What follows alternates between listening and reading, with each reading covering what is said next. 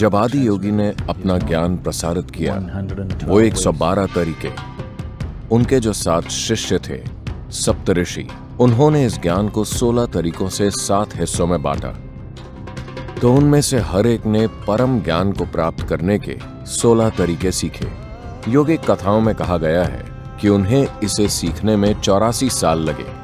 इन 84 सालों में आदि योगी उनके लिए सिर्फ एक शिक्षक ही नहीं रहे, धीरे धीरे वो उनके लिए सब कुछ बन गए। जब सप्तऋषियों ने इन 16 तरीकों को आत्मसात कर लिया, तब आदि योगी ने उनसे कहा, अब जाने का समय आ गया है, तुम लोगों को जाकर बाकी दुनिया के साथ इसे बांटना है। जब वो जाने ही वाले थे, उन्होंने कहा, लेकिन गुरु दक्षिणा का क्या हुआ? ऐसा नहीं है कि गुरु को दक्षिणा की जरूरत है, बात बस इतनी है कि गुरु चाहते हैं कि वो एक समर्पण की भावना के साथ जाएं, कुछ बहुत कीमती भेंट करके जाएं, क्योंकि समर्पण की अवस्था में ही एक इंसान अपने चरम पर होता है। तो आदि योगी शिव ने गुरु दक्षिणा मांगी। ये सातों भौचक के रह गए, उन्हें क्या अर्पित करें?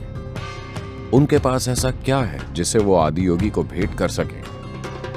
अगस्त्य मुनि ने कहा, मेरे पास 16 रत्न है, सबसे कीमती रत्न। ये 16 रत्न जो मैंने आपसे प्राप्त किए हैं, मैं आपको अर्पित करता हूँ। उन्होंने 84 साल की कठोर साधना के बाद इसे हासिल किया था, और अब एक ही पल में जब उन्होंने गुरु दक्षिणा मांगी, उन्होंने उसे उनके चरणों में अर्पित कर दिया और रिक्त होकर खड़े रहे, बिल्कुल शून्य।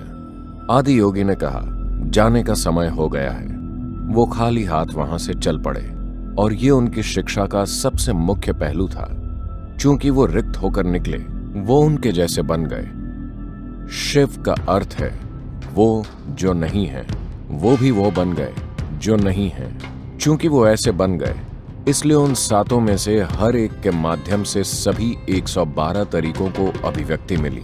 वो चीजें जो वो कभी भी नहीं समझ सकते थे, वो चीजें जिसके लिए उनमें कोई क्षमता नहीं थी, वो चीजें जिसके लिए उनके पास जरूरी बुद्धि नहीं थी, वो सब उनका एक हिस्सा बन गई, क्योंकि उन्होंने उसे अर्पित कर दिया जिसे उन्होंने हासिल किया था, जो उनके जीवन का सबसे कीमती पहलू था। उन्होंने उसे आदि योगी को वापस कर दिया और खाली हाथ निकल पड़े।